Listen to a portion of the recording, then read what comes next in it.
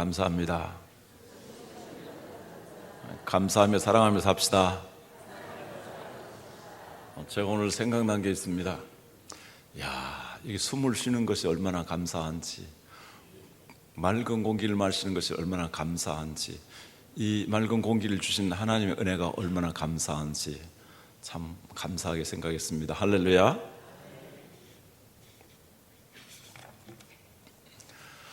지난주에 이어서 말씀을 전해야 되는데 다음 주일이 가족사랑 축제이기 때문에 그것과 관계한 말씀을 전하기 위해서 다른 본문의 말씀을 택하였습니다. 그리고 지난주에 했던 말씀 이어서 다음 주부터 전하도록 하겠습니다. 오늘 말씀은 아주 재미있는 스토리텔링으로 되어 있습니다. 요즘 인기 있는 말이죠. 우리 예수님께서는 참 멋있는 스토리텔러, 이야기 잘하는 분입니다. 그래서 온갖 비유로 천국의 진리를 설명하죠. 오늘 말씀은 단순한 한 가족의 이야기가 아니라 아주 놀라운 복음의 계시와 복음의 역사에 대해서 말씀을 하고 있습니다. 오늘 성경에 보면 세 사람이 등장합니다. 아버지와 두 아들이 있습니다. 이분들은 정상적인 것 같지만 실상은 비정상적입니다. 아버지는 집안에 계시지 아니하고 문 밖에 서성이면서 두 번째 아들을 기다립니다. 큰 아들은 열심히 밭에서 일하지만 아버지의 마음은 도저히 헤아릴 줄 모릅니다. 두 번째 아들은 바로 아버지의 곁을 아예 떠나서 호랑방탕한 삶을 살고 있습니다. 모두 다 비정상적입니다. 그래서 오늘 말씀의 제목을 새 탕자라고 붙였습니다. 일반적으로 두 번째 아들을 호랑방탕해서 탕자라고 부르고 있습니다만 새 탕자라고 부른데 여러분들이 이해를 좀 도와드리도록 하겠습니다. 탕자라는 말은 무엇인가? 여기 호랑방탕했다라는 말이 나오는데 저축하지 못했다, 허비했다, 낭비했다 그런 뜻입니다. 오늘 성경에서 재산을 낭비했다. 당시 재산은 모든 하나님 주신 은총들을 가리키는데 이 은총들을 다 가치 있는 데 사용하지 않고 낭비했다라는 것입니다. 첫 번째 아들이 두 번째 아들이 동생이 돌아왔을 때에 창녀들과 함께 탕진했다 이렇게 이야기하는데 이건 객관적인 말이라고 할 수는 없을 것입니다.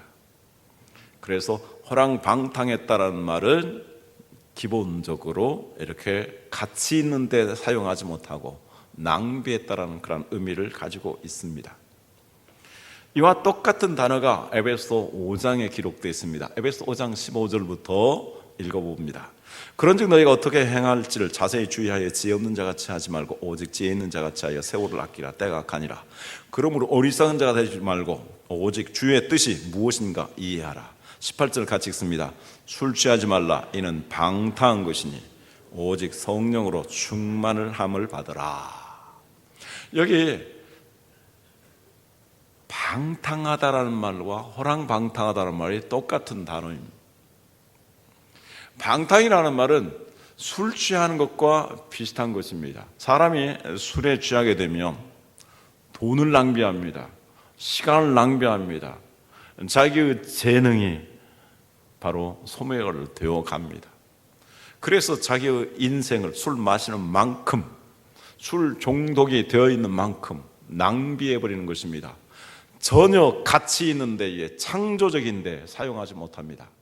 하나님께서 우리에게 각양 은사를 주셨는데 그 은사들을 하나님의 뜻에, 하나님 나라를 위해서 하늘의 소망을 쌓는 일에 사용하지 않고 낭비하게 된다면 이 모든 것들이 다 바로 방탕하게 되는 것입니다.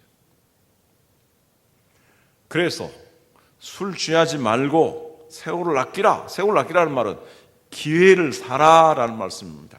우리 인생이라는 기회에 하나님 주셨는데 유한한 인생, 이 인생이라는 기회에 하나님이 우리에게 주신 시간, 재능, 또 돈 낭비하지 말고 이것들을 하나님 나라와 하나님 의를 위해서 적극적으로 사용해라. 그래서 하늘의 보화를 쌓으라 하는 말씀입니다.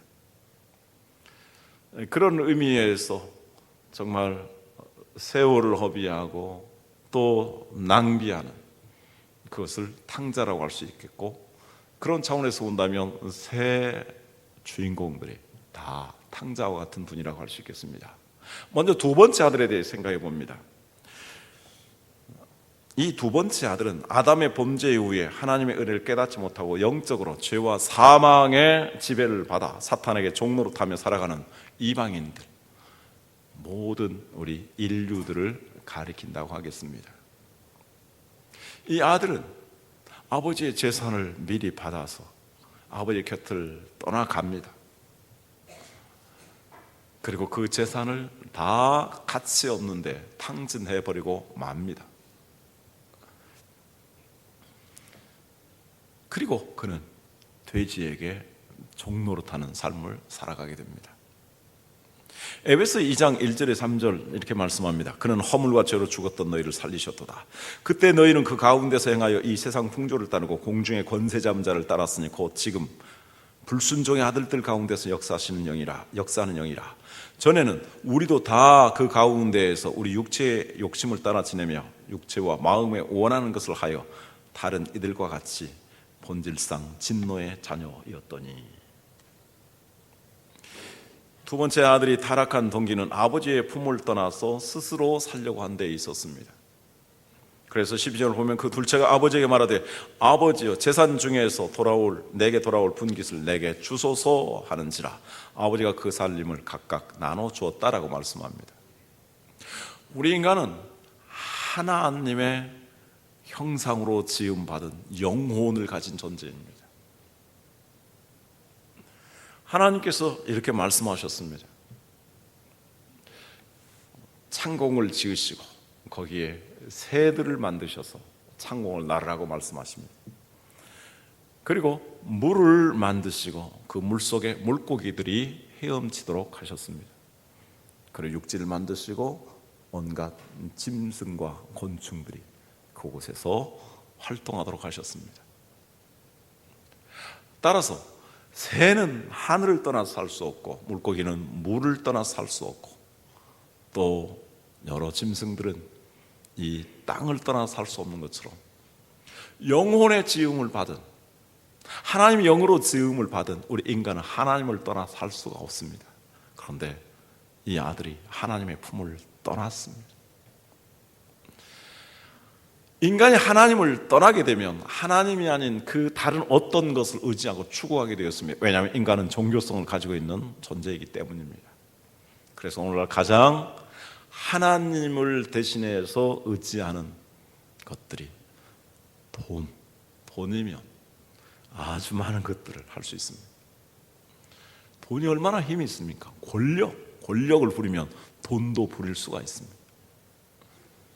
그리고 돈과 권력이 주어지면 이제 쾌락을, 향락을, 또 행복을 추구하게 됩니다. 수많은 사람들의 보편적인, 하나님을 떠난 인류의 보편적인 소망이 무엇입니까? 보다도 풍성하게 살고 자유롭게 살고 행복하게 살고 건강하게 좀 더 생을 즐기는 것이다. 그러다가 죽으면 끝나는 것이다. 좀 더 생각해 본다면 그것을 자녀들에게까지 물려주도록 해야 되겠다. 그래서 자녀들을 그렇게 때로는 혹독하게 가르치는 것이죠. 결국 우리 인간은 어떤 존재입니까? 하나님을 떠나게 되면 하나님이 주신 모든 재능들을 헛군데 이 땅에서 내 육신의 정욕과 안목의 정욕과 이생의 자랑을 추구하면서 사는데 끝나는 것입니다. 하늘에는 아무런 소망도 쌓지 못합니다. 우리에게 영혼을 주셨기 때문에 우리는 영원한 존재입니다. 영원한 존재이기 때문에 영생하도록 되어 있고 영원히 사느냐 영원히 죽느냐인데 이 땅에서 우리 육체만을 가지고 살아갈 때에 영원한 소망이 전혀 없는 것입니다. 하나님이 없는 모든 인류는 그렇게 이 땅에서 육신의 정욕과 안목의 정욕과 이생의 자랑을 추구하면서 살아가는 것이고, 그러나 하나님께서는 인간은 죽게 되었고 죽음으로 끝나는 것이 아니라 죽음 위에 심판이 있다고 말씀합니다. 하나님께서 인간을 그렇게 존귀하게 지으셨는데 하나님의 품을 떠나자 이제는 기근을 맞이하게 됐습니다. 지금 우리나라가 지금 거의 한 달여 동안 이렇게 가뭄이 있는데 이것 때문에 우리 시민들과 국민들 그리고 농부들이 얼마나 고생을 합니까? 북한은 더 극심하다고 말합니다. 3년 6개월 동안 엘리야 시대에 비가 안 왔을 때에 이집트에서 7년 동안 비가 안 왔을 때에 그 땅이 황폐화되고 말았습니다. 그래서 먹을 것이 없자 그는 돼지를 치게 되었습니다.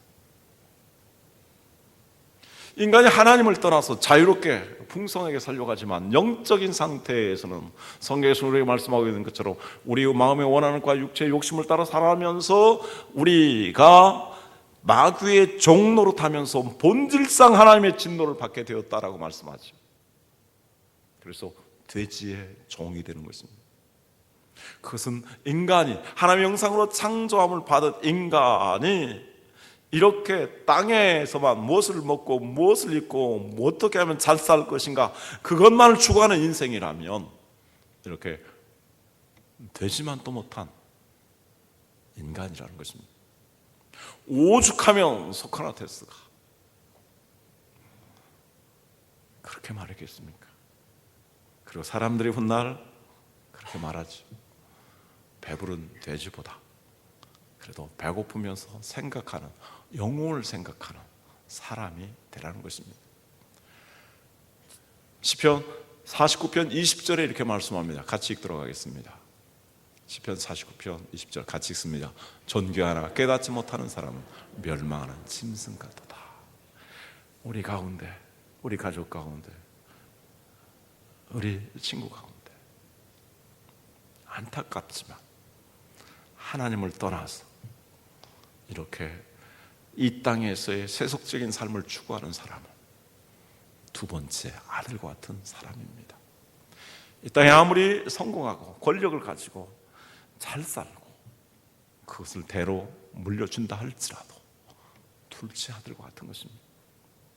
첫 번째 아들에 대해 생각해 봅니다. 여기 큰아들은 당시 유대인들을 가리킵니다. 그들은 신앙의 특권을 받은 민족이었습니다. 그러나 독선적인 교만과 배타적인 아집 때문에 율법주의적이 되었습니다. 그래서 복음을 누리지 못합니다. 그의 잘못은 무엇입니까? 영적으로 무지한 것입니다. 그러나 아버지 곁에 있으면서도 아버지의 뜻을 헤아리지 못합니다. 아버지로부터 유산을 동생과 함께 나눠 받았습니다. 이 유산을 받았음에도 불구하고 그는 종처럼 살아갑니다. 그래서 열심히 밭에서 일만 합니다. 열심히 일한 대가로서 아버지가 보상을 해 주시겠지라고 생각합니다. 이런 생각이 무엇입니까? 율법주의적인 생각입니다. 우리가 인간의 노력과 인간의 행위를 통해서 구원에 이르고자 하는 피나는 노력, 사도 바울이 예수를 믿기 전에 그가 율법을 지키기 위해서 얼마나 피 흘리기까지 싸웠습니까? 그러나 그 마음에 평안이 없었습니다. 기쁨이 없었습니다. 오히려 예수님 믿는 사람들을 잡아 죽이는데 앞장섰었고 그 안에는 혈기가 아주 살기가 가득 차 있었습니다. 하나님께서 우리에게 복음을 주셨습니다. 하나님의 자녀가 되는 권세를 이미 주셨습니다. 하늘나라의 상속자로 우리를 삼아 주셨습니다.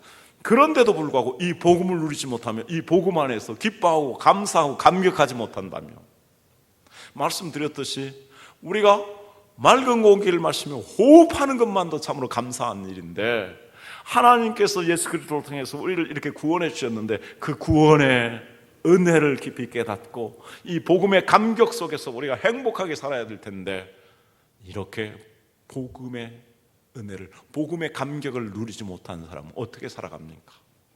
그는 아버지에 대해서 불평, 불만을 토로했습니다. 아버지, 내가 이렇게 열심히 일했는데 나에게 염소 새끼도 주지 않았는데 탕진한 이 아들을 이렇게 받으시고 잔치를 하십니까? 그리고 자기 동생에 대해서 정죄를 하고 비난합니다. 이 동생은 창녀들과 놀아난 사람입니다. 그리고 자기 자신 안에는 기쁨과 행복이 전혀 없습니다.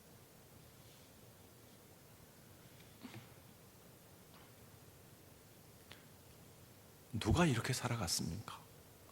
바로 예수님 당시에 이단이 되어버린 바리새인들, 서기관들, 제사장들, 종교 지도자들이 바로 그렇게 살아갔습니다. 자기들만이 특별히 선택된 사람들이라고 생각하면서 다른 사람들에 대해서, 다른 민족들에 대해서는 배타적이었습니다. 독선적이었습니다. 그래서 그들을 정죄합니다. 그리고 그들은 율법을 잘 지킴으로써 그들이 하나님 앞에 떳떳이 설 수 있다라고 이렇게 자부심을 갖습니다. 그렇지만 다른 사람의 영혼에 대해서 무관심합니다. 둘째 아들이 돌아왔을 때 아버지가 그를 얼싸안고 포옹하는 모습을 보면서 그는 비난합니다. 잔치하는 것에 그는 전혀 기쁨이 없습니다. 오늘 우리가 예수님을 믿고 신앙생활을 오래 했는데도 아버지의 마음을 헤아리지 못하고 복음의 기쁨을 누리지 못하고 정말 영혼을 사랑하는 뜨거운 마음을 가지고 전도하지 않냐고, 그 영혼을 위해서 기도하지 않냐고, 우리가 가족사랑 축제를 하자고 하는데도 냉랭하다면, 우리 가족을 위해서도 만약 무관심하다면, 전도하는 일에도 나는 아무런 관심이 없다고 고립된 신앙생활을 하게 된다면, 내 자신이 어떤 위안을 얻고자 이렇게 교회 나와서 예배하게 된다면, 안타깝게도 첫 번째 아들의 모습입니다. 우리는 어떤 모습입니까? 두 번째 아들의 모습입니까? 여기 계신 분들은 그런 분이 없을 것입니다. 그러나 우리 가족 가운데 그런 분이 있다면 우리는 그냥 있을 수 없죠. 만약 우리 가운데 첫 번째 아들과 같은 그런 신앙생활을 하고 있다면 우리가 하나님의 은혜를 다시 생각해야 합니다. 세 번째, 아버지의 생각해 봅니다. 이 아버지는 둘째 아들을 존중했습니다. 그의 자유와 독립정신을 격려했습니다. 그래서 유산을 미리 달라고 요구한 아들에게 재산을 나눠줍니다. 그러나 그때부터 아버지는 잠을 이루지 못합니다. 아버지가 병이 나신 것입니다. 이 병이 무슨 병일까요? 저는 이 병을 사랑병이라고 부르고 싶습니다.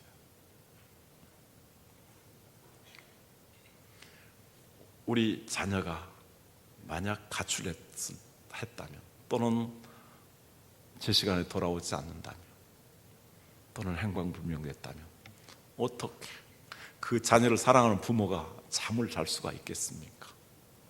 때로는 직장을 그만두고 이 아이를 찾아다닐 것입니다. 자녀를 사랑하기 때문에 이처럼 병을 앓는 것입니다. 아가서에 이런 재미있는 말씀이 있습니다. 아가서 5장 8절 말씀입니다. 예루살렘 딸들아, 너에게 내가 부탁한다. 너희가 내 사랑하는 자를 만나거든 내가 사랑함으로 병이 낫다고 하려무나.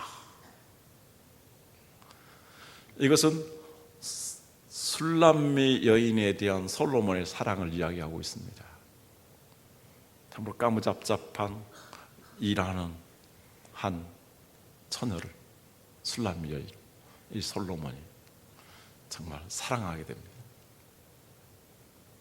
이것은 예수 그리스도의 우리 죄인들을 향한 사랑을 표현하고 있습니다. 예수님께서는 사랑함으로 병이 나셨습니다. 우리를 구원하시기 위해서 스스로 이 땅에 자기의 영광을 버리시고 내려오신 것입니다. 그리고 낮아지셨습니다. 그리고 그 사랑병으로 인해서 예수님은 십자가에 못 박혀 죽으십니다. 제가 이 말씀을 가장 인상 깊게 들은 적이 있습니다. 언젠가도 말씀한 적이 있을 텐데요. 제가 교회에서 교육전도사로서 고등부를 지도하고 있을 때였습니다. 고등부 선생님 중에 참 훌륭한 선생님이 계시는데 그 여선생님이 기도원에 가신다고 해서 잘 다녀오라고 저도 기도하겠다고 했습니다. 그런데 기도원에서 편지를 하나 보내왔습니다. 편지에 딱 한 구절이 기록됐는데 내가 사랑함으로 병이 낫다고 하려무나. 여러분 무슨 뜻인지 알겠습니까?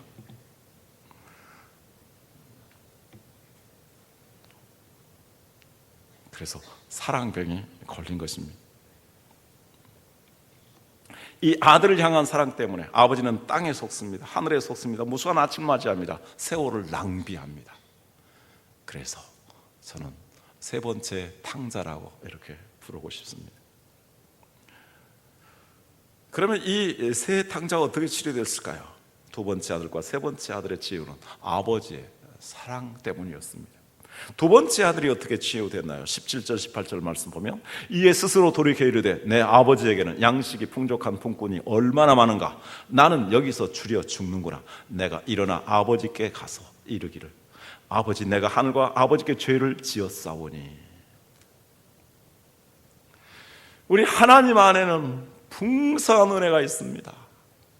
모든 선한 것과 신령한 것들이 하늘의 아버지로부터 오는 것입니다.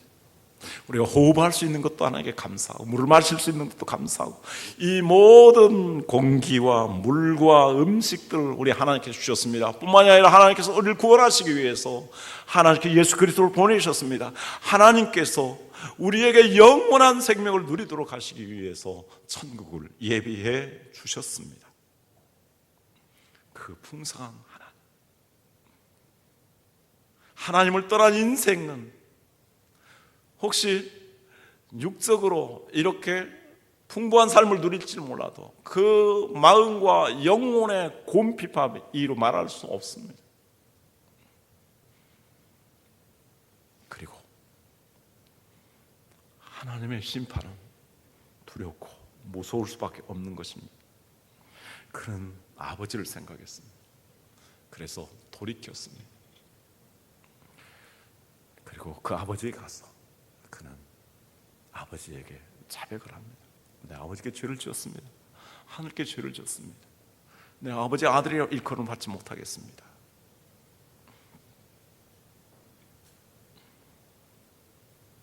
그런데 이 아들이 아버지를 향해 왔을 때에 그를 먼저 알아본 것은 바로 아버지였습니다. 먼저 달려간 것도 아버지였습니다. 먼저 팔을 내밀고 얼싸하는 것도 아버지였습니다. 그리고 그 아버지는 그 아들을 너는 죽었다가 살아난 내 아들이다. 잃었다가 다시 찾은 내 아들이다. 그에게 새 옷을 입혀주셨습니다. 새 신을 시켜주셨습니다. 가락지를 끼워서 상속자인 것을 나타내 주셨습니다. 그리고 살진 송아지를 준비해서 잡고 풍악을 울리면서 온 식구들이 춤을 추면서 기뻐했습니다. 이렇게 정말 하나님은 그 어떤 죄를 저질렀다 할지라도 다 수고하고 무거운 짐진 자들아 내게 오라. 내가 너의 일을 쉬게 하리라. 이렇게 말씀하십니다. 그래서 우리 믿지 않는 가족들이 있습니까? 믿지 않는 사람들이 있습니까? 정말 그들이 주님 품 안에 들어와서 이렇게 하나님의 자녀된 권세를 얻게 되고 하나님 안에서 풍성한 생명과 또 영원한 천국을 상속받기를 원합니다. 첫 번째 아들은 어떻게 치유됐을까요? 아버지의 설득과 위로로 그는 회복되었습니다. 31절 32절에 아버지가 이르되 예 너는 항상 나와 함께 있으니 내 것이 다 내 것이로되 이 내 동생은 죽었다가 살아났으며 내가 잃었다가 얻었기로 우리가 즐거워하고 기뻐하는 것이 마땅하다 하니라. 이미 너는 하나님 나라의 상속자, 나의 상속자다. 마음을 넓혀라. 같이 동생 돌아온 거에 대해서 환영해주고 같이 축제를 벌이자. 이렇게 말씀하십니다. 우리는 마음을 넓혀야 합니다. 다른 사람들의 영혼에 대한 관심과 사랑과 헌신이 우리에게 필요합니다. 왜냐하면 하나님 모든 사람이 구원을 받으며 진리 안에서 풍성한 삶을 누리기를 원하시기 때문입니다. 아버지에게 자녀들은 10손가락 깨물어서 아프지 아니한 데가 없듯이 다 귀한 것입니다. 오히려 힘들게 살아가는 자녀들이 더 마음에 쓰이지. 그래서 우리는 다른 사람의 영혼에 대한 사랑을 가지고 그 영혼이 주님께 돌아가기를 위해서 기도하고 그 영혼을 우리가 전도하고 그 영혼을 환영하며 그 영혼과 함께 기뻐할 수 있어야 합니다. 만약 우리가 전도의 열매를 많이 맺게 된다면 주님이 말씀하셨습니다. 포도나무 비유에서 너희가 내 참 제자가 될 것이고 하나님께 영광 돌리게 된다라고 말씀합니다. 그러면 아버지는 어떻게 치유됐을까요? 사랑에는 특효가 없습니다. 사랑병은 누군가를 사랑해야만이 치료될 수 있습니다. 그 편지를 쓰셨던 자매님, 얼마 후에 몇 달 되지 않았는데 저한테 청첩장을 가져왔습니다. 목사님, 저 결혼하게 됐습니다. 저 축하해 주십시오. 아, 그래요? 정말 잘 됐습니다. 누구하고 결혼하게 됐습니까? 아, 우리 교회 중등부 전도사님하고 결혼하게 됐습니다. 이분은 전도사님을 참 좋아하는 것 같습니다. 얼마나 얼굴이 밝은지. 아, 정말 훌륭하신 전도사님입니다. 그 훌륭하신 전도사님하고 결혼해서 지금도 아주 훌륭하게 사역을 하고 있습니다. 그래서 행복하게 살 것입니다. 이 세상에 가장 위대한 힘이 뭘까요? 사랑의 힘입니다. 아가서 8장 6절 7절 이렇게 말씀합니다. 너는 나를 도장같이 마음에 품고 도장같이 팔에 두라. 사랑은 죽음같이 강하고 질투는 소울같이 잔인하며 불길같이 일어나니 그 기세가 여호와의 불과 같으니라. 많은 물도 이 사랑을 끄지 못하겠고 홍수라도 삼키지 못하나니 사람이 그의 온 가산을 다 주고 사랑과 바꾸려 할지라도 오히려 멸시를 받으리로다. 이 사랑이 위대한 힘입니다. 이 세상에서 우리의 영혼과 우리의 인생을 바꿔놓는 그 사랑은 하나님의 사랑인 줄 믿습니다. 하나님 우리를 어떻게 사랑하셨습니까? 로마서 5장 5절에서 8절 말씀합니다. 같이 읽습니다. 소망이 우리를 부끄럽게 하지 아니하면 우리에게 주신 성령으로 말미암아 하나님의 사랑이 우리 마음에 부은 바 됨이니 우리가 아직 연약하였을 때에 기약대로 그리스도께서 경건하지 않은 자를 위하여 죽으셨도다. 의인을 위하여 죽는 자가 쉽지 않고 선인을 위하여 용감히 죽는 자가 혹 있거니와 우리가 아직 죄인 되었을 때에 그리스도께서 우리를 위하여 죽으심으로 하나님께서 우리에 대한 자기의 사랑을 확증하셨느니라.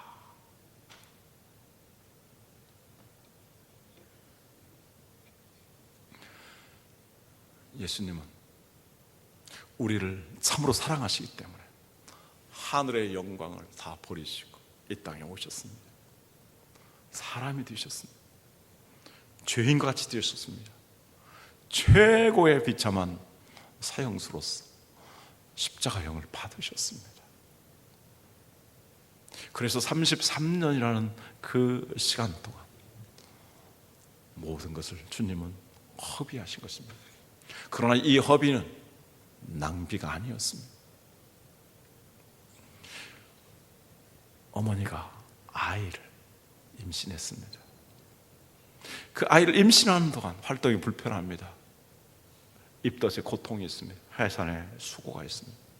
양육하는 헌신이 따릅니다. 그러나 이것을 허비라고 낭비라고 할 수 있겠습니까? 그것은 위대한 헌신이며 위대한 희생이며 위대한 창조의 역사입니다. 우리가 한 영혼을 위해서 우리의 시간을 드리고 우리의 기도를 드리고 우리의 물질을 드리고 우리의 모든 재능과 재물을 다하여서 헌신해서 한 영혼이 주께 돌아온다면 그것은 결코 허비가 아닙니다. 그것은 위대한 헌신이며 위대한 창조의 역사입니다. 우리 주님께서 그렇게 사셨던 것처럼 우리 예수 믿는 사람들은 이제 두 번째 아들에서 벗어났고 첫 번째 아들의 모습에서 성숙해서 우리 주님과 같은 모습을 담기를 원합니다.